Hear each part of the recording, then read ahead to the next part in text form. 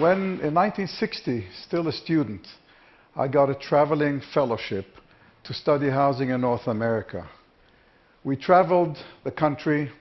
We saw public housing, high-rise buildings in all major cities, New York, Philadelphia.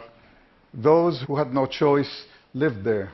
And then we traveled from suburb to suburb. And I came back thinking, we got to reinvent the apartment building. There has to be another way of doing this. We can't sustain suburbs.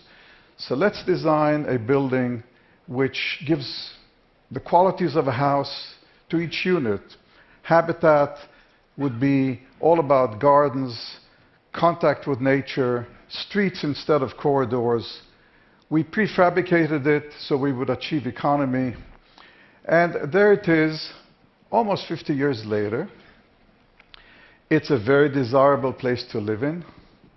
It's now a heritage building, but it did not proliferate. In 1973, I made my first trip to China. It was the Cultural Revolution. We traveled the country, met with architects and planners. This is Beijing then. Not a single high-rise building in Beijing or Shanghai.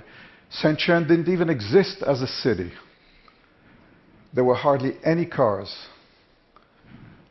30 years later, this is Beijing today. This is Hong Kong. If you're wealthy, you live there.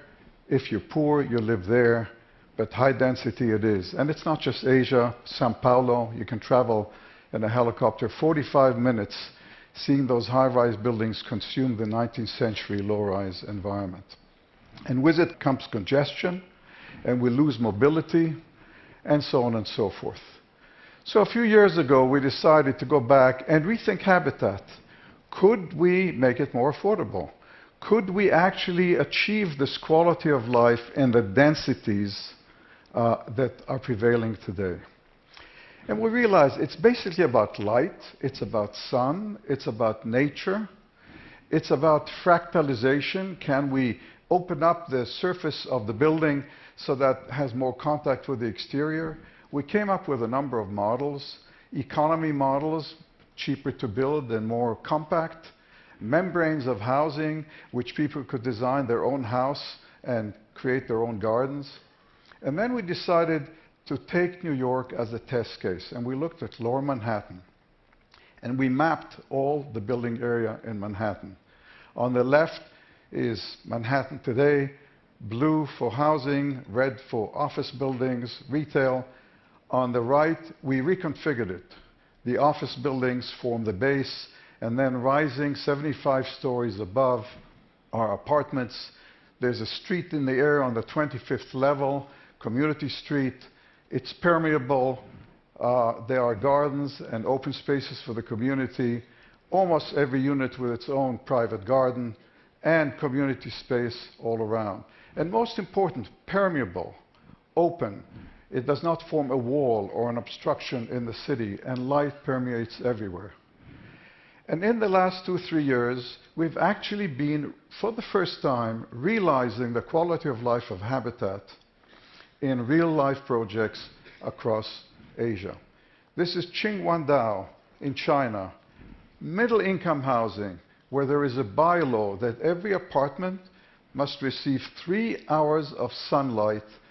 That's measured in the winter solstice. And under construction in Singapore, again, middle-income housing, gardens, community streets and parks, and so on and so forth. And Colombo. And I want to touch on one more issue, which is the design of the public realm. 100 years after we've began building with tall buildings, we are yet to understand how the tall, high-rise building becomes a building block in making a city, in creating the public realm. In Singapore, we had an opportunity, 10 million square feet, extremely high density, taking the concept of outdoor and indoor, promenades and parks integrated with intense urban life. So they are outdoor spaces and indoor spaces, and you move from one to the other and there is contact with nature. And most relevantly, at every level of the structure, public gardens and open space. On the roof of the podium, climbing up the towers, and finally, on the roof, the Sky Park. 2.5 acres, jogging paths, restaurants, and the world's longest swimming pool. And that's all I can tell you in 5 minutes. Thank you.